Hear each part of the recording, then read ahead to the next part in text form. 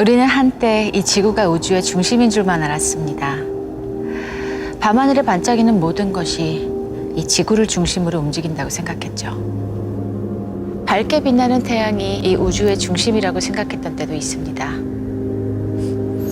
제법 그럴싸했지만 그 또한 사실이 아니었죠. 태양 역시 그보다 훨씬 큰 무언가의 일부였거든요. 그렇다면 대체 이 우주는 얼마나 더 크고 넓은 걸까요? 우주의 끝은 어디일까요?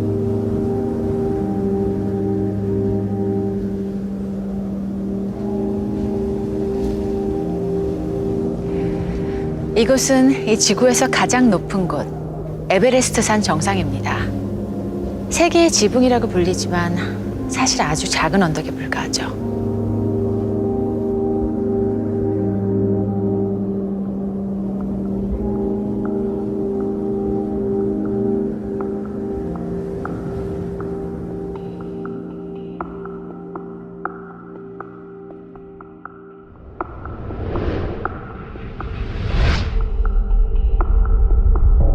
지구에서 본 에베레스트는 공에 묻은 진흙 정도입니다.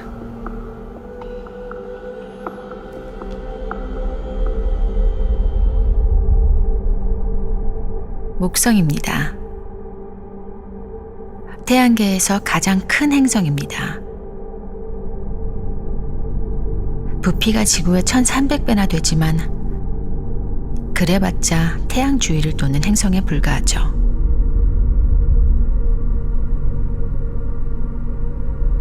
태양계의 주인, 태양입니다. 태양 혼자서 태양계 전체 질량의 99% 이상을 차지하고 있죠. 이제 지구는 까마득히 작게 보입니다. 하지만 이런 태양도 우주에서 빛나는 수없이 많은 별들 중 하나일 뿐이죠. 밤하늘에 가장 밝게 빛나는 별 시리우스 A는 태양의 약 2배 크기입니다. 이들보다 훨씬 큰 별들도 존재하죠. 붉게 빛나는 이 별, 베텔게우스는 태양의 700배 이상 큽니다. 이 별이 가장 큰 별일까요? 스티븐슨 2-18 지금까지 알려진 가장 큰 별입니다. 이쯤 되면 태양과 나란히 두고 비교가 불가능하죠. 지름이 무려 2000배나 되니까요.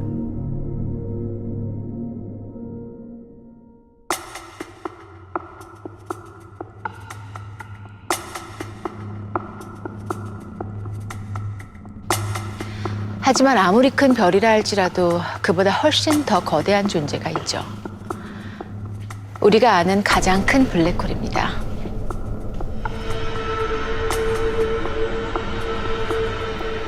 가장 큰 별보다도 무려 130배나 크죠. 이런 크기를 표현하려면 새로운 방법이 필요하겠네요. 온 우주에 존재하는 것 중 가장 빠른 것은 빛입니다. 빛이 1년 동안 이동하는 거리를 1광년이라고 하죠. 앞으로 등장할 천체는 상상을 초월할 정도로 거대하니까 이걸 단위로 쓰는 게 좋겠네요. 우주에서 가장 큰 블랙홀도 지금부터는 아주 작은 티끌에 불과하죠. 자, 그럼 이제 여행을 계속 해볼까요?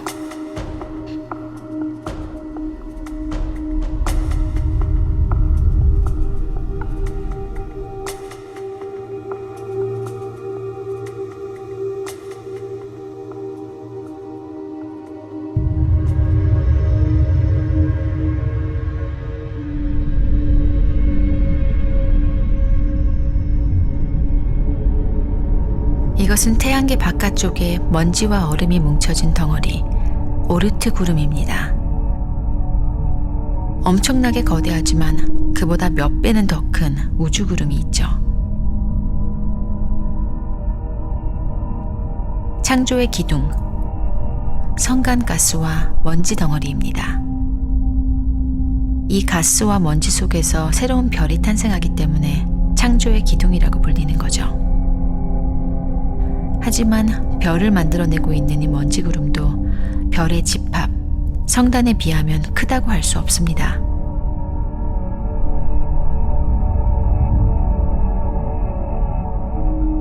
오메가 센타우리, 센타우르스 자리에 있는 구상성단입니다. 중력으로 모인 별들이 둥글게 뭉쳐있죠. 무려 지름이 160광년에 달하는 엄청난 크기입니다. 하지만 아직 놀라기엔 이르죠. 이것도 앞으로 나올 것들에 비하면 아주 작으니까요. 이제야 처음으로 별들의 도시, 은하가 등장합니다. 지금까지 우리가 본 것들과 비교조차 할 수 없을 만큼 거대하죠. 상상도 하기 어려운 크기지만 더 놀라운 건 이들이 작디 작은 외소 은하에 속한다는 겁니다.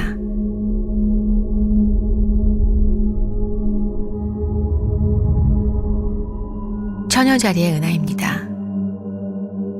거대해 보이지만 이것도 그리 큰 편이 아니죠.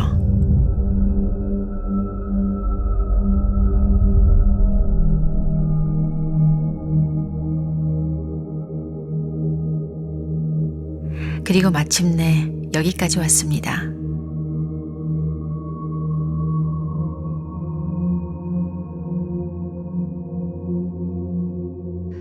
이것이 바로 태양계, 지구를 품은 우리 은하입니다. 아름다운 나선형의 은하. 우리가 종종 밤하늘에서 볼 수 있는 은하수는 우리 은하의 단면이죠. 크기는 12만 광년에 달하고 총 질량은 태양의 약 3조 배에 달하죠. 품고 있는 별의 숫자는 4천억 개 이상입니다. 말로 설명하기도 어려울 정도로 거대하죠.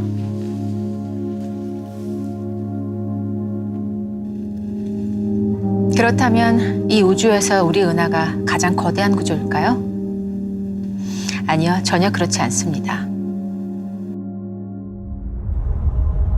한 번쯤은 들어보셨겠죠? 안드로메다 은하입니다. 우리 은하 밖에서 최초로 발견된 외부 은하입니다. 그 크기는 우리 은하의 2배에 달하죠. 우리 은하는 그저 수많은 은하 중 하나일 뿐입니다. 그리고 이것이 은하의 무리, 은하군입니다. 우리 은하가 여기에 속해 있기 때문에 국부 은하군이라고 부르죠. 그럼 이것이 우주에서 가장 커다란 구조일까요? 아니요, 그렇지 않습니다. 은하군이 모여 형성된 은하단, 또 그 은하단이 모여서 형성된 라니아케아 초은하단, 약 10만 개 이상의 은하를 품고 있죠. 그렇지만 아직도 끝이 아닙니다. 바로 이것이 우주에서 알려진 가장 큰 독립 구조 중 하나, 물고기 자리, 고래 자리 복합 초은하단입니다.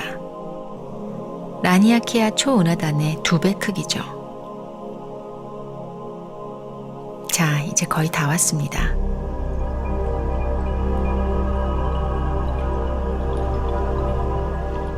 이것이 우리 인간의 한계, 관측 가능한 우주의 영역입니다. 우리가 알고 있는 우주는 여기까지죠. 하지만 이 또한 우주의 전부가 아닐 겁니다. 지금 보이는 관측 가능한 우주는 우주 배경 복사를 통해 추측한 빛이 도달할 수 있는 영역에 불과하니까요. 이쯤 되면 궁금하지 않으신가요? 이 엄청나게 커다란 우주에 은하와 별들은 대체 왜 존재하는 걸까요? 왜 하필 이런 모습을 하고 있을까요? 사실 모든 것들은 빅뱅, 급팽창의 순간 터져나온 에너지의 흔적입니다.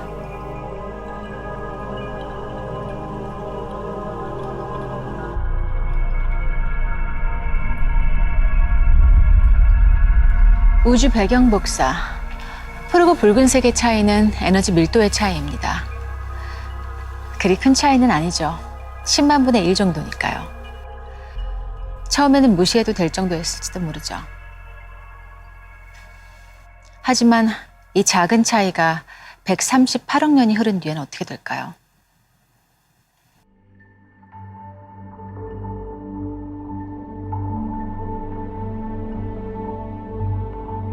작은 도랑이 개울이 되고 강이 되고 바다로 모이듯 이 초기 에너지 밀도의 차이에 따라 입자가 형성되고 기체가 모여들고 별이 탄생합니다. 원시 은하가 형성되고 그렇게 형성된 작은 은하들이 서로 충돌하고 합쳐지면서 이 거대한 우주의 구조가 만들어진 겁니다.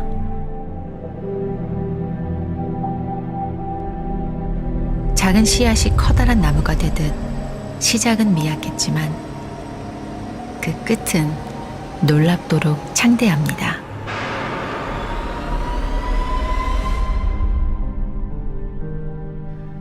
우주는 우리의 상상조차 허락되지 않을 만큼 거대합니다. 그에 비하면 우리가 살아가는 지구는 너무나 작고 작은 티끌 같은 점일 뿐이죠. 인류가 성취한 모든 것, 슬픔과 기쁨, 이 모든 것의 무대가 이토록 작다는 것. 어쩌면 그래서 더욱 놀라운 일일지도 모르죠. 저 거대한 우주의 아주 작은 점에 불과한 곳에서 우리가 서로를 만나고 소통하고 이해하고 사랑한다는 것. 이게 얼마나 대단한 인연일까요? 우주의 크기만큼이나 경이로운 일이죠.